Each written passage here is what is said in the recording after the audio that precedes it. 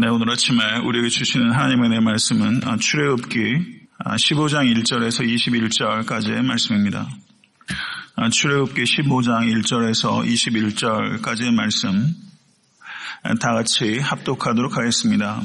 이때 모세와 이스라엘 자손이 이 노래로 여호와께 노래하니 일러스되 내가 여호와를 찬송하리니 그는 높고 영화로우시며 말과 그 탄자를 바다에 던지셨음이로다.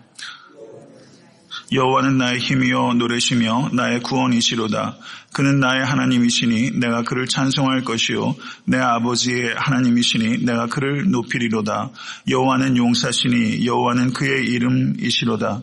그가 바로의 병거와 그의 군대를 바다에 던지시니 최고의 주의관들이 홍해에 잠겼고 깊은 물이 그들을 덮으니 그들이 돌처럼 깊음 속에 가라앉았도다. 여호와여 주의 오른손이 권능으로 영광을 나타내시니이다. 여호와여 주의 오른손이 원수를 부수시니이다. 주께서 주의 큰 위엄으로 주술 거스린 자를 엎으시니이다. 주께서 진노를 발하시니 그 진노가 그들을 지푸라기같이 사르니이다. 주의 콧김에 물이 쌓이되 파도가 언덕같이 일어서고 큰 물이 바다 가운데 엉기나이다. 원수가 말하기를 내가 뒤쫓아 따라잡아 탈취물을 나누리라. 내가 그들로 말미암아 내 욕망을 채우리라. 내가 내 칼을 빼리니 내 손이 그들을 멸하리라 하였으나 주께서 바람을 일으키심에 바다가 그들을 덮으니 그들이 거센 물에 납같이 잠겼나이다. 여호와여 신중에 주와 같은 자가 누구니이까? 주와 같이 거룩함으로 영광스러우며 찬송할 만한 위엄이 있으며 기이한 일을 행하는 자가 누구니이까? 주께서 오른손을 드신즉 땅이 그들을 삼켰나이다. 주의 인자하심으로 주께서 구속하신 백성을 인도하시되 주의 힘으로 그들을 주의 거룩한 처소에 들어가게 하시나이다. 여러 나라가 듣고 떨며 블레셋 사람이 두려움에 잡히며 에돔 두령들이 놀라고 모압 영웅이 떨림에 잡히며 가나안 주민이 다 낙담하나이다. 놀람과 두려움이 그들에게 임하매 주의 팔이 크므로 그들이 돌같이 침묵하였사오니 여호와여 주의 백성이 통과하기까지 곧 주께서 사신 백성이 통과하기까지였나이다. 주께서 백성을 인도하사 그들을 주의 기업의 산에 심으시리이다. 여호와여 이는 주의 처소를 삼으시려고 예비하신 것이라. 주여 이것이 주의 손으로 세우신 성소로서이다. 여호와께서 영원 무궁하도록 다스리시도다 하였더라. 바로의 말과 병거와 마병이 함께 바다에 들어가매 여호와께서 바닷물을 그들 위에 되돌려 흐르게 하셨으나 이스라엘 자손은 바다 가운데서 마른 땅으로 지나간지라. 아론의 누이 선지자 미리암이 손에 소굴을 잡으매 모든 여인도 그를 따라 나오며 소굴을 잡고 춤추니 미리암이 그들에게 화답하여 이르되 너희는 여호와를 찬송하라. 그는 높고 영화로우시며 말과 그 탄자를 바다에 던지셨음이로다 하였더라. 아멘. 하나님의 말씀입니다. 출애굽기 15장 1절에서 21절은 성경에 나오는 노래들 중에서 시간적으로 최초의 노래요, 내용적으로 최고의 노래라고 할 수 있습니다. 창세기에도 보면 이렇게 시적 언어로 나오는 노래들의 파편들이 있지만 가장 온전한 형태를 가지고 있는 최초의 노래는 바로 오늘 본문의 말씀 출애굽기 15장 1절에서 21절의 이 노래라고 할 수 있습니다. 그렇기 때문에 이 노래는 모든 찬송의 원형과 같은 찬송이다 이렇게 볼 수 있고 신학적으로도 매우 중요한 보고라고 할 수 있는 것입니다. 이 노래는 두 개의 노래로 구성되어 있습니다. 1절부터 18절은 모세의 노래요. 19절에서 21절은 미리암의 노래입니다. 미리암의 노래는 모세의 노래에 대한 화답의 형식으로 주어져 있습니다. 성도 여러분, 하나님의 구원에 대한 최초의 반응은 찬송이어야 됩니다. 이것을 기억하실 수 있게 되기를 바랍니다. 모세가 이 노래를 불렀을 때 이스라엘 온 무리가 함께 노래를 했고 그 노래에 대해서 미리암이 소고를 붙잡고 소고를 치며 노래를 이끌었을 때 이스라엘의 모든 딸들이 화답하여 춤을 추며 노래했던 것입니다. 이 노래는 웅장하게 이루 말할 수 없는 노래입니다. 수백만이 함께 부르는 노래입니다. 장엄한 노래라고 할 수 있습니다. 모세가 내가 여호와를 찬송하리니 그는 높고 영화로우시며 말과 그 탄자를 바다에 던지셨음이로다 라고 모세가 선창했을 때 이스라엘 온 백성들이 찬양했고 그 다음에 21절을 보시면 미리암이 화답하여 가로되 너희는 여호와를 찬송하라. 그는 높고 영화로우시며 말과 그 탄자를 바다에 던지셨음이로다. 여기 보시면 1절에 나오는 찬양과 21절에 나오는 찬양이 서로 대꾸를 이루면서 이 말이 마치 후렴구와 같이 반복되는 것을 볼 수가 있습니다. 성도 여러분, 여태까지 신앙생활 하시면서 찬양대에서 찬양하신 적도 있고 경우에 따라서는 연합찬양대에 가셔서 메시아 찬양하신 분도 계실 거예요. 그렇죠. 애틀란타에서도 메시아라지만 수백만 속에서 같이 찬양해 보신 경험은 없으시잖아요. 이건 웅장한 찬양이죠. 마치 거대한 강물들이 만들어내는 소리와 같은 소리가 지금 쩌렁쩌렁하게 울리고 있는 것을 우리가 한번 연상할 수 있습니다. 1절에서부터 12절까지는 이스라엘을 애굽의 압제 상태에서 하나님께서 인도하여 내셨음을 찬양하고 있고 13절에서 17절은 이스라엘을 가나안 땅에 인도하여 심으실 것을 찬양하고 있습니다. 그리고 18절을 보시면 여호와의 다스리심이 영원 무궁하도다라고 말하고 있습니다. 하나님의 다스리심은 과거의 사건에만 머무는 것이 아니라 과거와 현재와 미래를 다스리시며 하나님께서 영원토록 다스리시는 하나님이심을 선포하고 있습니다. 이것을 기억하실 수 있게 되기를 바랍니다. 인간을 하나님께서 구원하셨는데 하나님의 구원의 역사에 대한 찬양은 두 가지 의미를 갖고 있는 것입니다. 그것은 예배 속에서 하나님을 영화롭게 하기 위함이고 두 번째는 세상 속에서 하나님을 증거하기 위함입니다. 이것이 찬송이 가지고 있는 두 가지 목적입니다. 우리는 예배 속에서 하나님을 영화롭게 하고 그리고 세상 가운데서 찬양함으로 말미암아 이 찬양을 통해서 세상 사람들이 하나님이 누구신지를 알 수 있도록 우리는 증거하는 것입니다. 이 두 가지 목적이 찬양이 가지고 있는 것입니다. 그래서 시편 22편 22절에 내가 주의 이름을 형제에게 선포하고 회중에서 주를 찬송하리이다. 우리의 찬송은 회중 가운데서 주를 찬송하는 것입니다. 또한 거기에 머무는 것이 아니라 시편 18편 49절은 여호와여 이름으로 내가 열방 중에서 주께 감사하며 주의 이름을 찬송하리로다 라고 말씀하고 있는 것입니다. 시편 57편 9절도 주여 내가 만민 중에서 주께 감사하며 열방 중에서 주를 찬송하리이다. 아멘. 성도 여러분, 우리가 찬양하면 마음이 뜨거워집니다. 오늘도 찬양하면서 우리의 마음이 모아지는 것을 저만 경험한 것은 아니라고 생각합니다. 그러나 우리가 찬송하는 것은 교회 안에 갇혀서 여기서만 찬송하기 위함이 아니라 만민 중에서 하나님께서 여호와이심을 선포하기 위함입니다. 오늘 하루 살아가시면서 성도님들의 일터와 그리고 사업체와 그리고 공부하는 학업의 자리에서 하나님께서 교회의 하나님으로만 계신 것이 아니라 만유의 하나님이심을 찬양하실 수 있는 여러분과 저의 삶이 될 수 있게 되기를 간절히 축원합니다. 이 모세의 노래가 담고 있는 것은 이집트로부터의 하나님의 구원을 다루고 있습니다. 그것은 이 노래가 가지고 있는 1차적인 내용입니다. 이집트로부터의 구원이라는 것은 역사적인 사건에 초점을 맞추고 있는 것입니다.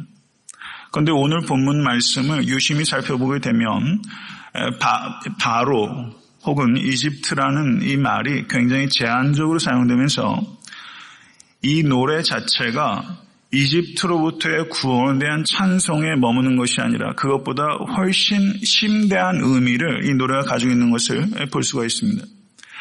이 이집트는 이스라엘의 대적을 의미하는 데서 그치는 것이 아니라 더 나아가서 하나님의 창조 세계를 어지럽히는 혼돈의 세력을 상징하는 존재로 있는 것입니다. 그렇기 때문에 이집트는 역사적인 대적이면서 조금 어려운 표현입니다. 역사적인 대적이면서 초역사적인 대적을 상징하는 것입니다.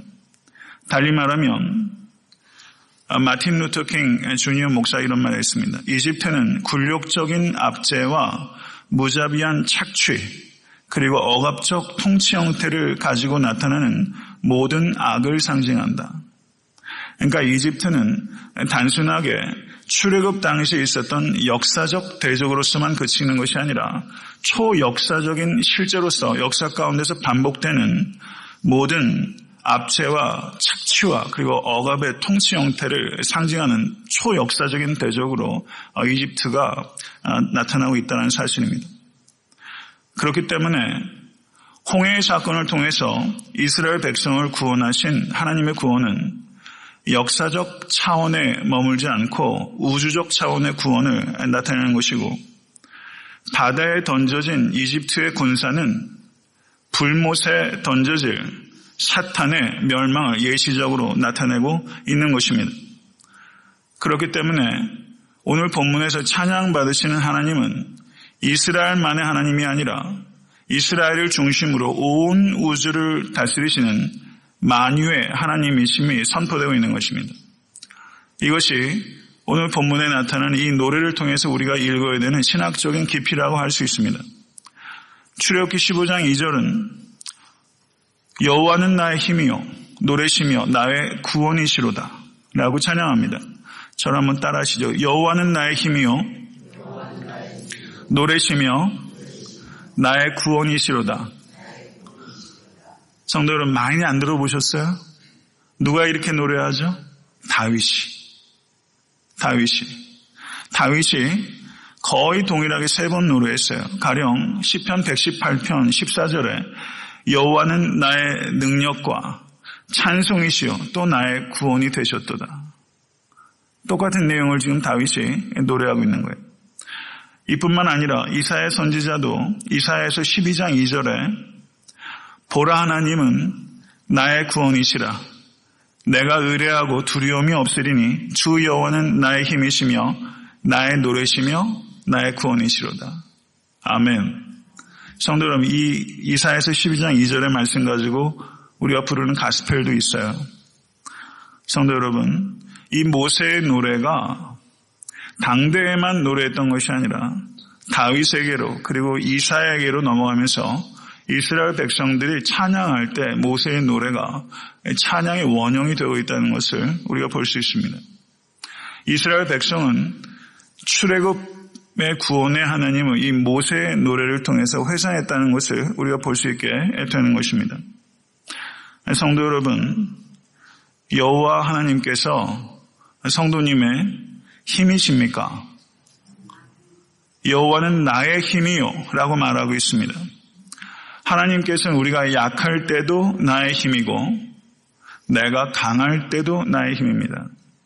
성도님께서 어떠한 소유를 가지고 있든지 내가 얼마만큼 지식이 있든지 어떤 권세와 지위에 있든지 상관없이 내 힘은 그것이 아니라 오직 여호와 하나님 한 분이십니다. 약할 때나 강할 때나 언제든지 상관없이 여호와 하나님만을 나의 힘으로 삼으시는 여러분과 제가 될 수 있게 되기를 간절히 바랍니다. 교회의 힘도 하나님이십니다. 교회의 재정과 숫자가 힘이 아니라 성도 여러분, 진짜 힘은 여호와 하나님이십니다. 이것을 우리는 기억할 때 우리는 겸손하게 되고 담대한 교회가 될 수 있게 되는 것입니다. 성도 여러분, 여호와 하나님께서 성도님의 노래이십니까? 나의 노래시며 라는 말이 무슨 뜻일까요? 여러 가지 의미로 생각할 수 있을 거예요. 그런데 여호와는 나의 노래시며 라고 했을 때는 여호와 하나님 한 분만이 내 기쁨이십니다 라는 걸 얘기하는 거예요. 노래라는 게 기쁨을 뜻하는 거 아니에요? 여호와 하나님만이 나의 기쁨이십니다. 애굽의 통치 아래에서 이스라엘 백성들은 뭘 했죠? 벽돌을 구웠어요. 하나님의 통치 아래에서 그리스도인들은 뭘 해야 됩니까? 찬송을 해야 되는 거예요. 이제 우리는 벽돌을 굽는 신세가 아니라 찬송을 드리는 사람이에요. 찬송이 그리스도인들의 의무요, 그리스도인들의 특권입니다. 이것을 기억하실 수 있기를 간절히 바랍니다. 성도 여러분, 여호와 하나님께서 여러분의 구원이십니까? 아멘. 돈 아니고요. 정말 여호와 하나님께서 여러분의 구원이십니까? 돈 가지고 할 수 있는 일이 얼마나 많아요. 돈 가지고 거의 다 되는 것 같아요. 거의 돼요. 거의. 돈으로 거의 살 수 있어요. 그런데 돈이 아니라 여호와 하나님만이 나의 구원이시다. 그리스도께서 하나님 곧 우리 아버지의 뜻을 따라 이 악한 세대에서 우리를 건지시려고 우리 죄를 위하여 자기 몸을 들이셨으니 이 악한 세대에서 우리를 건지시려고 라고 표현하고 있습니다. 우리는 악한 세대에 살고 있어요. 그러나 악한 세대의 원리로 사는 사람이 아니라 오는 세대의 가치와 능력을 가지고 사는 존재입니다. 믿으십니까? 이 악한 세대에서 사람들은 정죄하고 두려워하고 불안하고 염려하고 분노하고 이기심과 탐욕과 교만 가운데 살아갑니다. 이것이 이 악한 세대의 사람들이 사는 방식이에요. 그러나 우리는 악한 세대 속에서 오는 세대의 가치를 가지고 살아가는 존재입니다. 여호와 하나님만을 구원으로 삼으셔서 아까 말씀드렸던 그 모든 것으로부터 자유하실 수 있는 여러분과 제가 되시길 간절히 축원합니다. 고린도전서 10장 1절과 2절을 보시면 형제들아 너희가 알지 못하기를 내가 원치 아니하노니 우리 조상들이 다 구름 아래에 있고 바다 가운데로 지나며 모세에게 속하여 다 구름과 바다에서 세례를 받고 라고 말씀합니다. 사도 바울께서는 이스라엘 백성들이 홍해를 건넌 사건을 세례의 사건에 비유하여 해석하고 있는 것입니다. 그리스도인들은 예수님을 주와 그리스도를 영접하는 순간 그리스도와 연합하여 죽고 장세되고 부활한 존재입니다. 믿으십니까? 이 의미가 예수 그리스도를 믿는 순간 우리에게 주어진 것입니다. 어린 양의 피로 이스라엘을 구속하신 하나님은 하나님의 어린 양이신 예수 그리스도의 피로 새 이스라엘을 구속하셨습니다. 이스라엘 백성들이 홍해를 건넌 후 하나님을 찬양해야 되는 것처럼 우리도 구속받은 후에 하나님을 마땅히 찬양해야 되는 것입니다. 찬양은 천국 백성의 모국어입니다. 우리 한국 사람들은 한국말하고 미국 사람들은 영어하고 그리고 이민자들은 한국말도 못하고 미국말도 못하고 우리의 언어는 뭐예요? 우리의 언어는 찬송이에요. 지옥의 언어는 불평하는 것이고 천국의 언어는 찬송하는 것입니다. 성도 여러분, 사탄으로부터 구원하신 하나님을 찬미하실 수 있는 여러분과 제가 될 수 있게 되기를 간절히 바랍니다. 그런데 이 웅장한 노래, 수백만이 불렀던 이 노래, 이거는 전율이죠. 이런 찬양에 같이 한번 뒤섞여서 노래할 수 있으면 얼마나 좋을까요? 예수께서 이 땅에 재림하실 때 모든 시대와 공간에 떴던 모든 성도들이 다 함께 웅장한 찬양을 드리게 될 것입니다. 그런데 이 노래가 채 마치기도 전에 15장 22절 이하에 보시면 이스라엘이 광야길로 들어와서 사흘 동안 물이 없자 또 마라에서 쓴물밖에 없자 이스라엘 백성들이 원망을 쏟아냈어요. 찬송 소리는 컸는데 믿음은 작았어요. 이게 문제일 수 있어요. 주일날 혹은 새벽에도 오늘 우리가 사실 크게 찬양했잖아요. 마음이 뜨겁게 찬양했어요. 찬송 소리가 항상 더 크고 믿음이 항상 작을 때가 많아요. 이것을 우리가 알아야 됩니다. 우리의 믿음의 크기가 얼마나인지 우리는 항상 인스펙션 해야 됩니다. 성도 여러분, 모든 일이 잘 될 때 노래하는 것은 누구나 할 수 있습니다. 그런데 어려워졌을 때 노래하는 것은 믿음이 있는 사람만 할 수 있는 것입니다. 나이팅게일이라는 새가 있대요. 그런데 이 새가 모든 새들이 잠잠할 때도 숲속에서 노래하는 새가 이 나이팅게일이래요. 그렇게 말하더라고요. 꾀꼬리과 새입니다. 이스라엘 백성들은 지금 여기에서 찬양했을 뿐만 아니라 마라에서도 찬양할 수 있었어야만 되는 것입니다. 사도 바울께서 빌립보 감옥 깊은 곳에 옷을 찢기워지고 매를 많이 맞은 후에 발에 착고가 단단히 매어서 저와 갇혔을 때 사도 바울은 그곳에서 찬양했습니다. 바울과 실라는 나이팅게일과 같은 성도였다고 할 수 있습니다. 성도님들의 삶의 형편이 어떠하신지 오늘 찬양으로 모든 것들을 이기실 수 있는 나이팅게일과 같은 성도가 되실 수 있게 간절히 축원합니다. 15장 1절을 보시면 모세와 이스라엘 자손이 이 노래로 여호와께 노래하니라고 말합니다. 모세와 이스라엘 자손이, 찬송은 집합적인 것입니다. 우리는 집합적으로 공동체에서 찬양하는 것입니다. 그런데 집합적으로 찬양하기 전에 찬양은 개인적이어야 합니다. 개인의 고백이 모여서 공동체의 노래가 되어야 되는 것입니다. 집단적으로 노래를 하지만 거기에 내 개인의 믿음과 신앙이 담겨있지 않으면 집단적으로 노래하는 것은 의미가 그만큼 반감되는 것이고 그리고 연약해지게 되는 것입니다. 모세는 뭐라고 노래를 하냐면요, 여호와는 나의 힘이요 노래시며 나의 구원이시로다. 그는 나의 하나님이시니 내가 그를 찬송할 것이요 내 아비 하나님이시니 내가 그를 높이리라 라고 말하고 있습니다. 우리가 드리는 찬양은 1차적으로 개인의 고백이어야 됩니다. 그리고 공동체의 고백이 되어야 되는 것입니다. 회중 한 사람 한 사람이 일주일의 삶 가운데 여호와 하나님께서 나의 힘이시요 노래시요 나의 구원이시라는 것을 항상 의식하면서 살아가시고, 그리고 주일날 회중들이 모여서 공동체가 노래한다면 그 집합적인 노래는 전혀 다른 차원의 노래로 높여지고 그리고 하나님을 참으로 기쁘시게 하는 노래가 될 것입니다. 성도 여러분, 이것을 기억하실 수 있게 되기를 간절히 바랍니다. 끝으로 한 가지만 말씀을 드리고 설교를 맺습니다. 출애굽기 15장의 이 노래를 보시면 모세와 아론에 대한 언급은 그림자도 보이지 않습니다. 인간은 찬미의 대상이 아니기 때문입니다. 사람들이 쓰는 글 같으면 모세와 아론에 대해서 그냥 한마디 써줬을 거예요. 모세와 아론이 수고 많이 했다. 쓸만하죠. 그러나 성도 여러분, 그런 게 일체 없어요. 경배 받으셔야 될 분은 사람이 아니라 오직 하나님의 한 분이십니다.